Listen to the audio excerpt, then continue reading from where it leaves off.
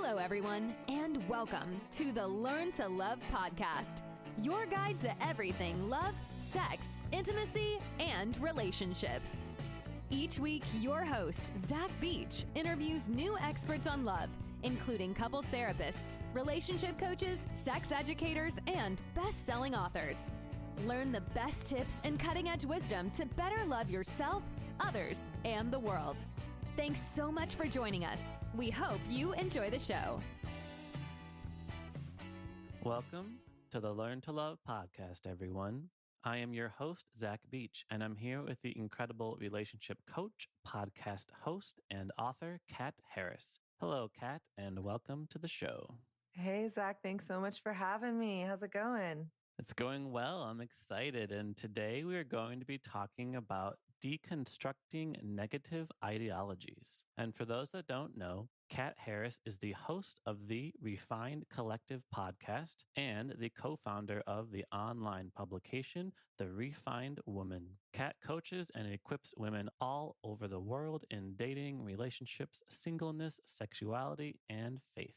Ultimately, her vision is for women to know their beauty, identity, worth, and value, and to experience untapped freedom and joy in their lives, regardless of their relationship status. Her first book, Sexless in the City, will hit bookstores April 2021. That's next month. How are you today, Kat? I'm doing good. And can I first say that your enunciation is incredible. Oh, good. I just recorded my audiobook, and in that I had to really be clear with each word and syllable. So I think since then, I've been so cognizant of how other people speak. And you could definitely do audio recordings for books. Good. That's good to know. If you're looking for a side gig. I do have an editor that does the podcast, but I always re-edit it myself. So I'm listening to myself each time and I'm like, okay, slow down. Pronounce your words. Yes. It's definitely a practice. And thank you so much for coming on. I know you also have experience recording not just your audiobook, but also on your podcast. So I'd love to begin by talking a little bit more about your path and how you got to where you are today. And you actually grew up in Texas, what you call the buckle of the Bible Belt, and in the middle of sexual purity culture. And as a result, you had a strong internalized sense of sexual shame. And I feel weird even saying that out loud because I feel like I'm accusing you of it or judging you about it, but you write about it extensively in your book.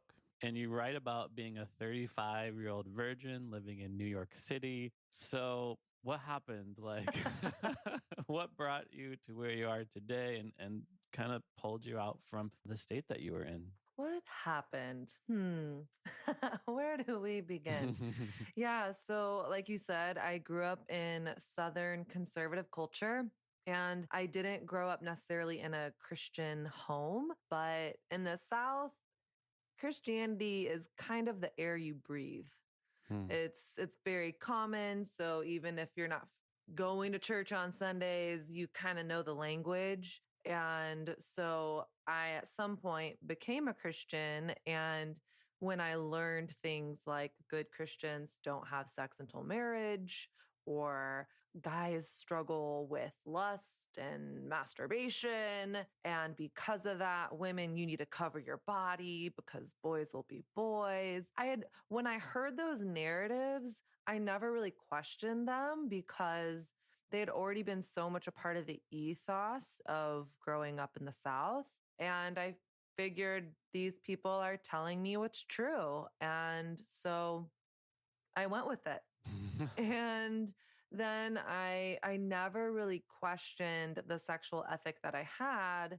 And it really wasn't hard for me not to have sex because I didn't date a lot. I mean, I was usually friends with the girl that all the guys liked. And so I just didn't really have a hard time keeping my pants on. And then I moved to New York City almost a decade ago. And in that time, a lot was opening up for me. I dated more than I had dated in almost a decade and 1 year. And when that happened, I realized, oh my gosh, it's actually much harder not to have sex when you are actually dating and attracted to the person that you're with. And I also started doing a lot of therapy and emotional intelligence training and realized how much I had shut down my sexual desire out of shame for so long. So kind of waking up to myself, waking up to these beliefs that I had never questioned, waking up to my sexuality and desire in a really new way. And in that, kind of got to a place on the heels of a breakup of a fork in the road of, all right, it feels like I'm the only human in the universe not having sex. And I have no idea at this point why I'm choosing this path outside of a social script or and soundbite that I was given growing up in this Christian evangelical purity culture. So I figured I would go on a path and figure out what I believed. So that's sort of what put me on the path to deconstructing some negative ideologies and rebuilding a more holistic sexual ethic. So, your story mirrors what a lot of people I think experience when they grow up in a small town is they have a very limited worldview, and then they go to a bigger town and they get exposed to different types of people, different types of cultures, and a lot of people, even in the LGBTQ community, suddenly find people that look and act and are the way that they have always felt inside, but were never able to express. So it's a really beautiful transformation you showed. And you just mentioned how this kind of puts you on the beginning of the path. So, what did that path look like? Well, at first looked like me acknowledging my desire. Hmm. I think for so much of my life, even just thinking about sexual desire or feeling turned on seemed sinful or gross or bad or dirty. And so coming to a place where I started to acknowledge my sexual desire is good and it's a part of what it means to be human. And instead of shaming it, what if I got curious about it? And so I think that was the first step for me was to look at it. look at look at my sexual desire and look at what was coming up for me. And I think often out of external expectation or obligation from whatever space we're in, we can shut down how we really feel because we should or shouldn't feel or should or shouldn't desire. And I think when we should, it just shuts down our heart. And so we can't really, I don't know that we can truly experience real transformation without giving our hearts and our bodies the space to express what it's actually feeling. And then from that place, we get to decide, okay, how do I want to move forward? Because just because I desire something, just because I want a cookie right now, doesn't mean I'm going to eat the cookie. I might. I get to make that choice from a holistic place. So the first part was acknowledging my desire. And the second part for me, and this was really a journey I didn't want to go on. I basically decided I want to have sex moving forward. So who in my friend group will support that? Let me go to her and tell her my new plan. And she did not give me the answer I thought she was going to give me, and she said, "No, I want you to have sex so you can get on with your life and see that it's not that big of a deal." But she said it's meant something to you. It's meant something to you for almost 30 years and you need to figure out why. So go pray to the God you say you believe in, go read the sacred texts you say you believe in and figure out what you believe and why. And then whatever decision you make, I support it. So I decided I had two options. I could go to another friend that would support me or just lean in and do the painful process of self examination. And I did that. I started that journey with researching every single verse in the Bible that talked about sex, intimacy, relationships. I researched, I read books by anthropologists and scientists and Jewish feminists and really everything in between. And I was the girl that was talking to strangers at bars and people on the subway and friends, leaders, pastors, anyone that I could talk to. What's your experience been like with sex? What has your experience been like with relationships? Why do you believe what you believe about your body and sex and everything? And in that, the more I the more I asked and the more I researched, the more I started finding myself. And then I looked at my experiences. What would have been my experiences romantically? And what has worked and what hasn't worked for me? Does science say anything compelling about sex? So I just got really curious, and I'm a why person, and started doing a ton of research. That's really beautiful. I feel the power in you both acknowledging your desire and also not jumping like headfirst into it. And it's so important to first release that internalized repression, and then you can come from a place of freedom, like not running away. Because a lot of people do indeed sort of reject the church entirely, like throw the baby out with the bathwater, for example, and they say, "Oh, that's not me anymore," which is a perfectly valid path for a lot of people. I don't want to say that like you have to stay in the church that you grew up with, but a lot of people reject the church entirely because of the sex negativity, of the homophobia, and also even just the hypocrisy around, what the church says and what it actually does. And if we did want to go on that path of integrating our faith with a more positive system, a more positive ethic, a more empowering way to think about our sex and sexuality.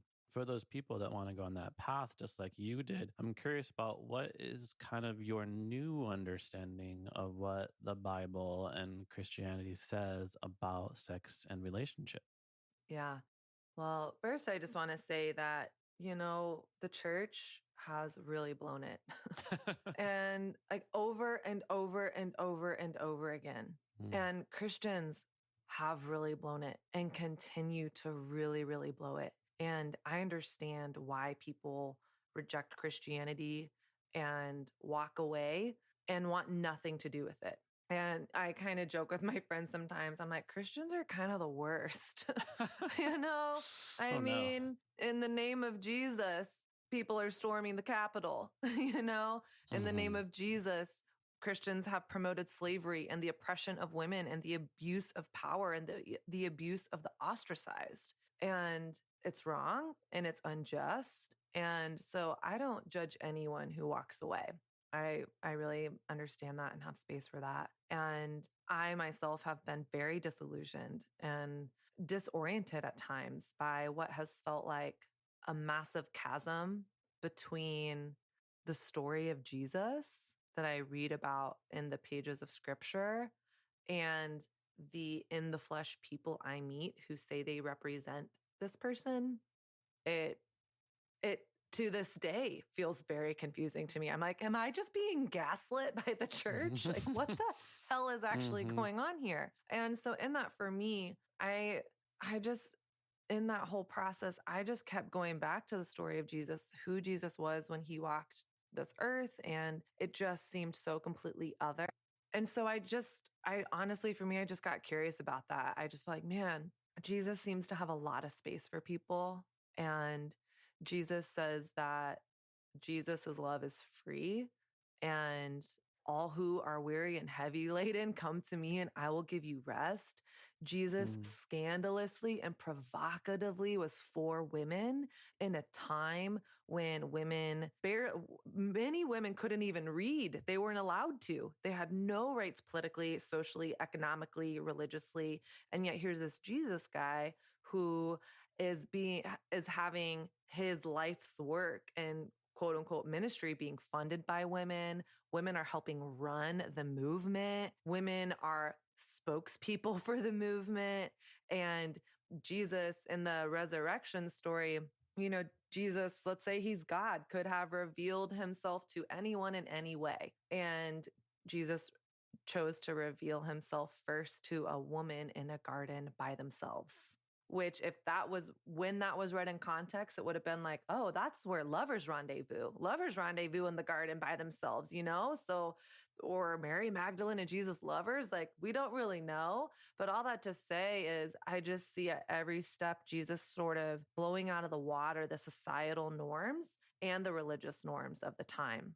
And it seems like with Jesus, there was always a third way outside of the shame and oppression cast both culturally and religiously. So that being said, what do I believe that the Bible says about sex and relationships?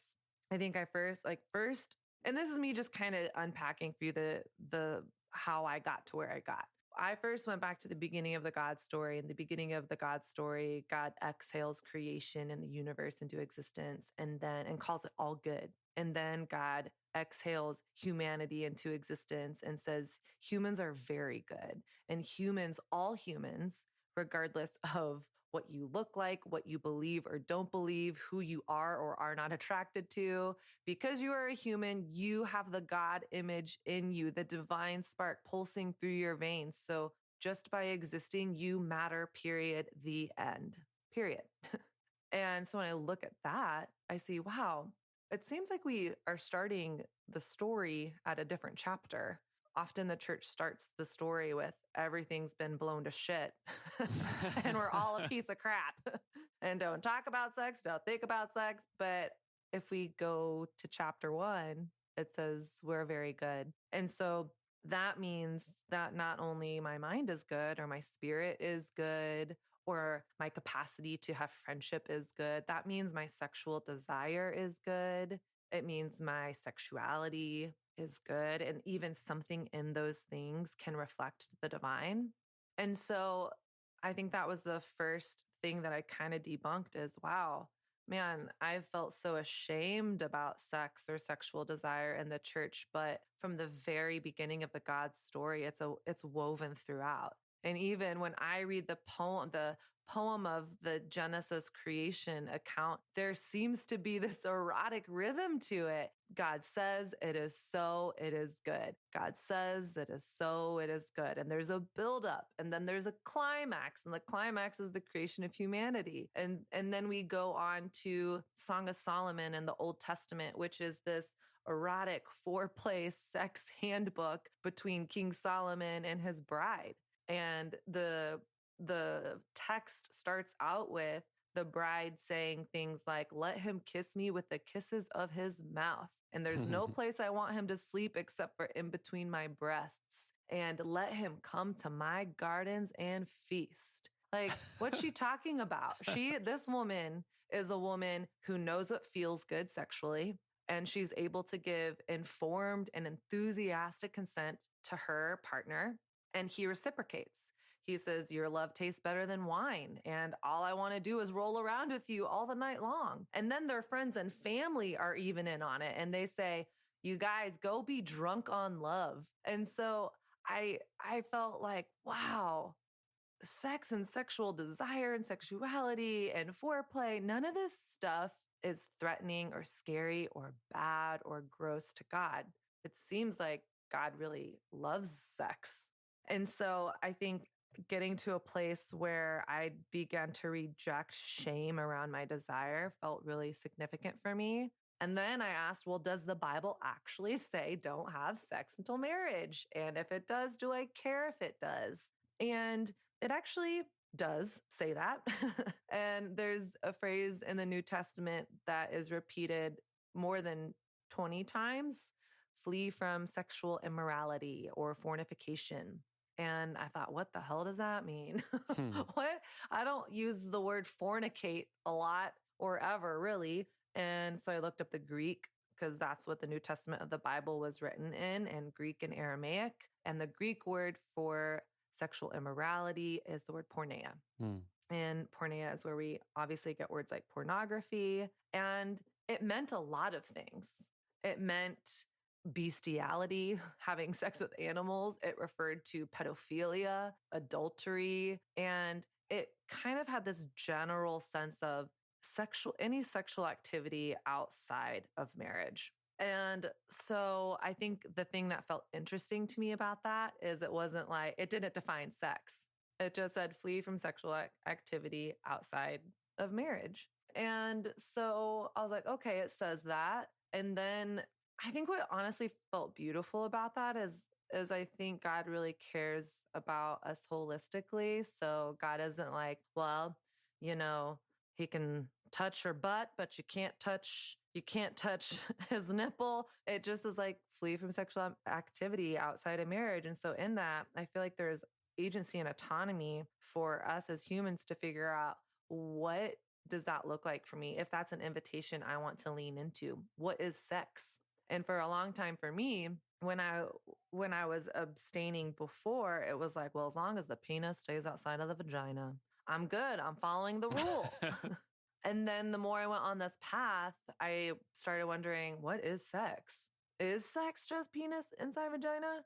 Well, what about anal? What about oral sex? Does orgasm have any role within sex? What if you identify as LGBTQ plus? Do heterosexuals have a monopoly on virginity and sex? What if your partner's impotent? Does that mean you can never have a fulfilling sexual experience? What if you're one of these 75% of females who can only climax externally through the clitoris? Can you not have good sex and orgasmic sex?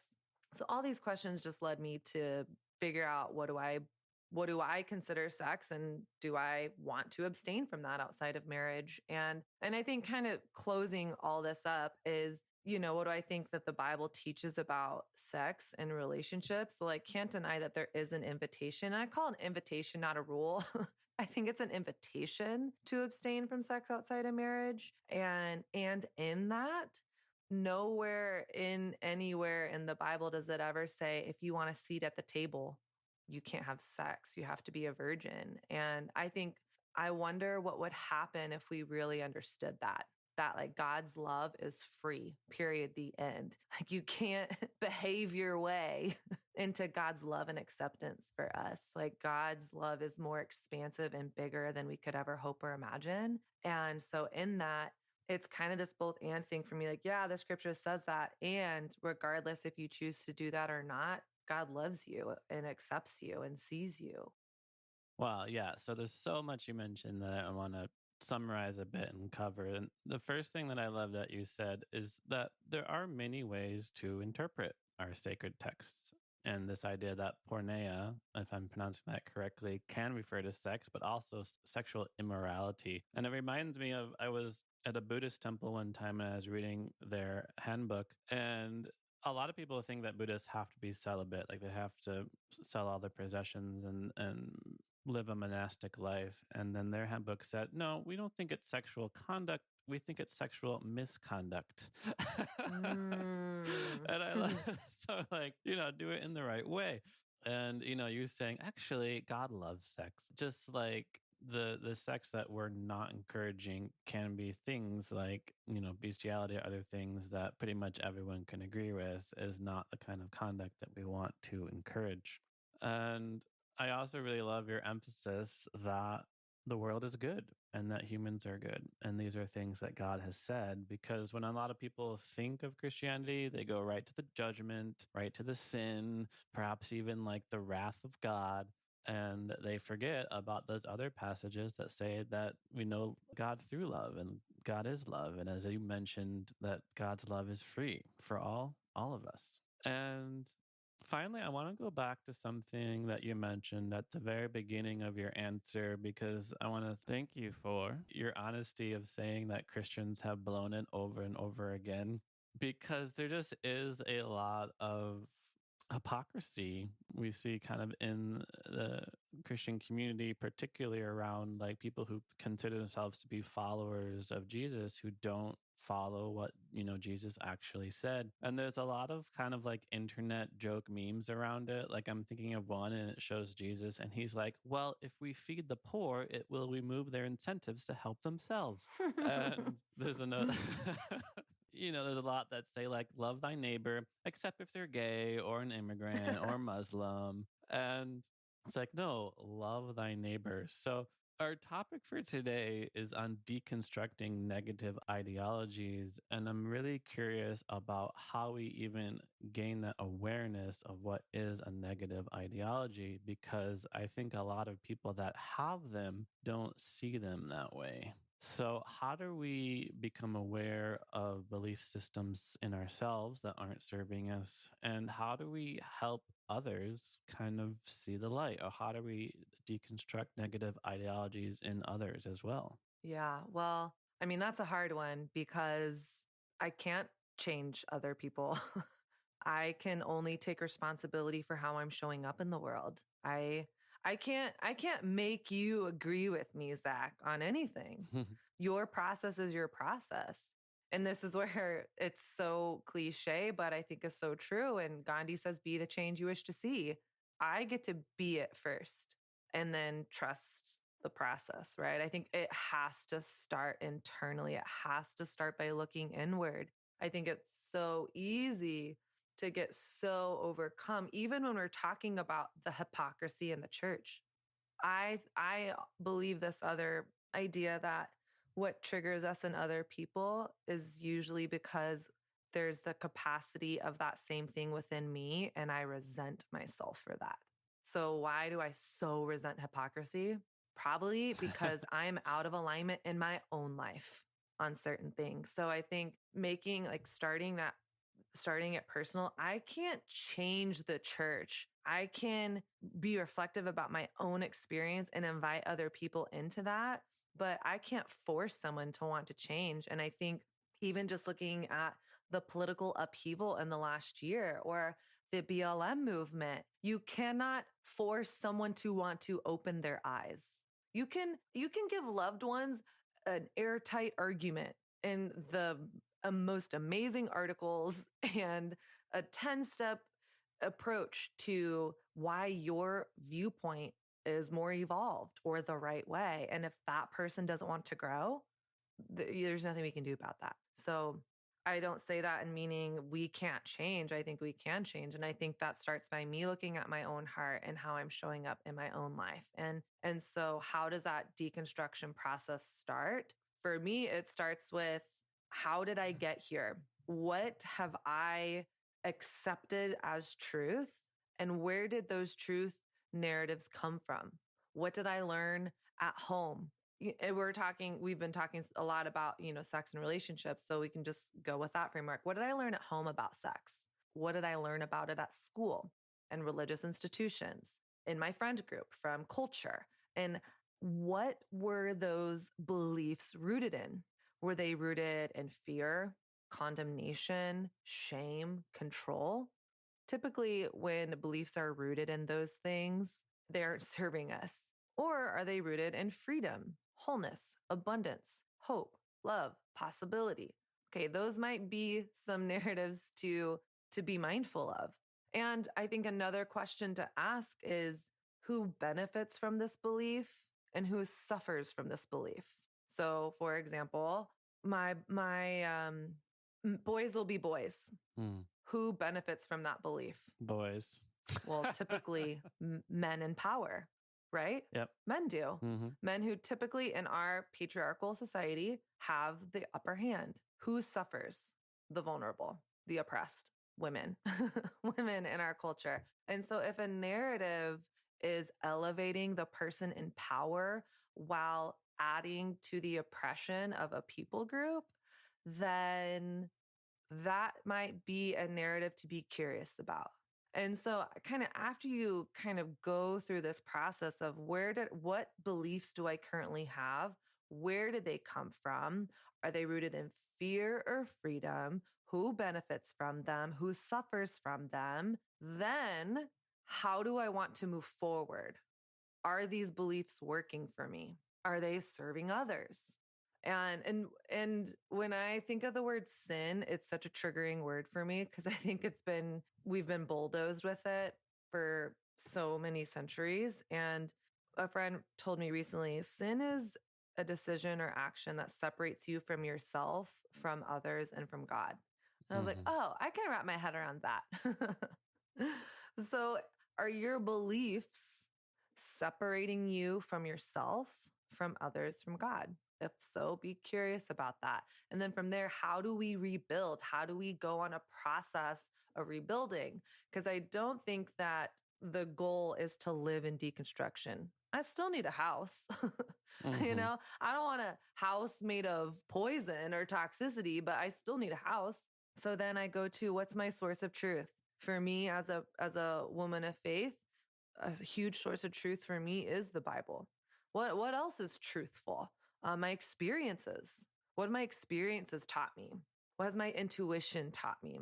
What has wisdom taught me? And then does science have anything compelling to say? Is there anything externally through research and pressing in through other sources of wisdom that can help rebuild something that's not rooted in shame, but in freedom? And I think that's how we begin to take steps towards not only dismantling and deconstructing negative ideologies, but then rebuilding. Yeah, what I'm hearing from you is that both the deconstruction process and the reconstruction process are inquiries, are looking within and seeking some answers to some fundamental questions. So, when you were talking about deconstruction, you were asking, how did I get here? What did I accept as truth? Where did those narratives come from? Who benefits? Who suffers? And are these beliefs separating me from myself, perhaps from God?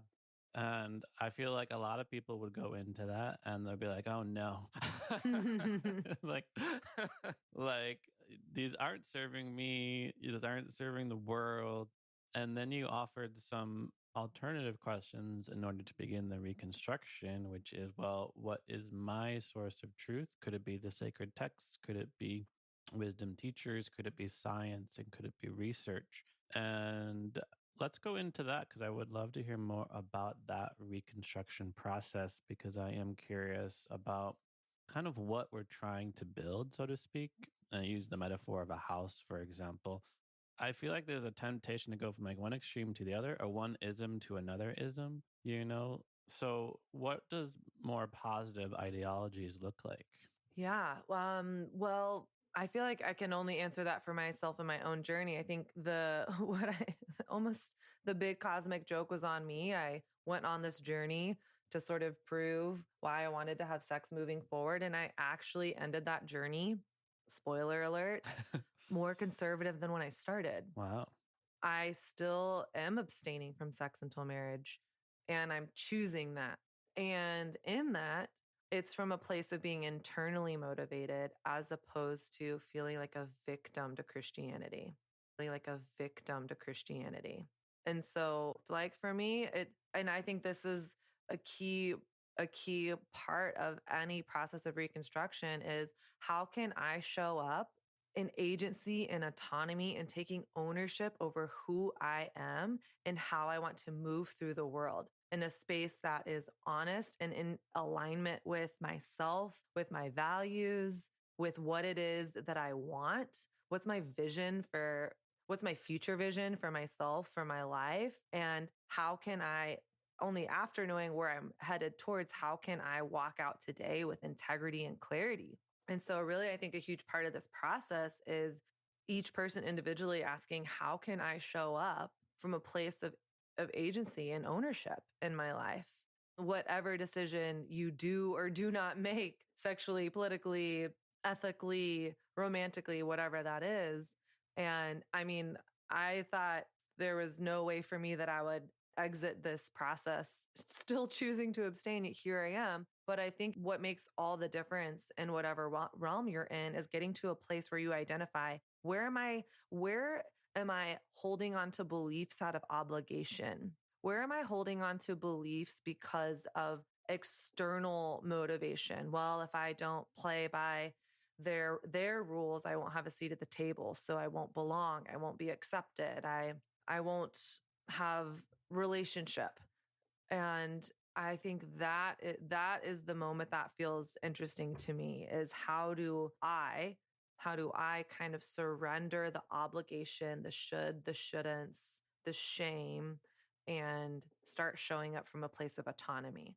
It's very interesting. You kind of in a very circuitous way, came to what we often call as just sex positivity, which is not saying sex is the best thing ever and everyone should be having it and having orgasms 10 times a day. But what sex positivity is saying is, well, we're welcoming in the wide variety of human expression, and we want people to have total freedom of choice to choose the path that works for them without judgment, without shame. And maybe that path does look like the path of somebody who was repressed, but now you're choosing it from a place of empowerment. And then maybe you are still waiting to have sex until marriage. Maybe you're becoming a nun and you're not going to have sex at all for the rest of your life.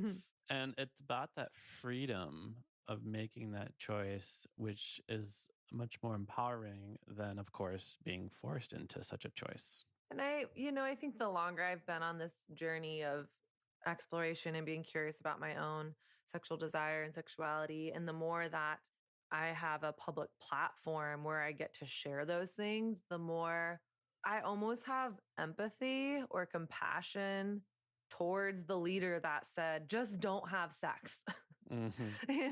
Just don't do it. My mom used to say, nothing good happens after midnight. And I wonder if there are certain, and then I wonder if there are certain times in our lives where we don't necessarily need to know the why, but that we just need to trust our parents. I don't know. Maybe there is a time for that. Maybe there isn't a time for that. But when I looked back at my own life, I saw, you know what? Yeah, after midnight, I typically make decisions that are out of alignment with what I really want, whether it's because I'm tired and my guards are down, whether that's because I'm a few drinks in, whatever it is. I notice, you know what, that has kind of rung true to me. And I see how it would be easy to give people a script based off the journey that I've been on so that they can make the decision that I've made. In fact, it would be easier to do that and more comfortable. It feels harder to sit in the space with another person and say, here's what I've learned and my experience and my journey. And I want to give you the tools to figure it out on your own. That feels hard because I can't control that person. And I think as much as we don't want to control other people, there is still a part of us that wants other people to come to our side. And even you said, earlier you said, so how can we change other people in our lives to deconstruct their negative ideologies? We're even wanting to control their process of growth. It's made me more compassionate, even though I think it is unhelpful to give people a script of do's or don'ts. There are definitely moments in my life where I want to say, you know what? If you do go down X path, whatever the path is, it's not going to end well for you. And please learn from my mistakes, or please don't have to learn the hard way like I learned the hard way. But typically we have to go on our own journey and experience. You're absolutely right. I really appreciate your emphasis on leading by example, because when you just mentioned, like, yeah, we can't change anybody, we can't control anybody. I was also thinking, and nobody wants to be controlled. Right. Yeah. Nobody wants to be told that they're wrong and that they have no idea, that they're just living in falsehood and they're not going to even receive that message. And in that, I think it's important to ask myself, am I open to feedback? Do I have a growth mindset? How do we foster a community or a culture where we celebrate growth mindset? Because the fact is, I have blind spots as a human. There's certain things that I don't know that I don't know. Perhaps I don't know that I'm walking into the fire. And it would be really nice if there was another person in my life who's maybe walked into the fire 10 times, say, hey, I see you're kind of walking towards this fire here. I did that before. I touched the stove and I burned my hand.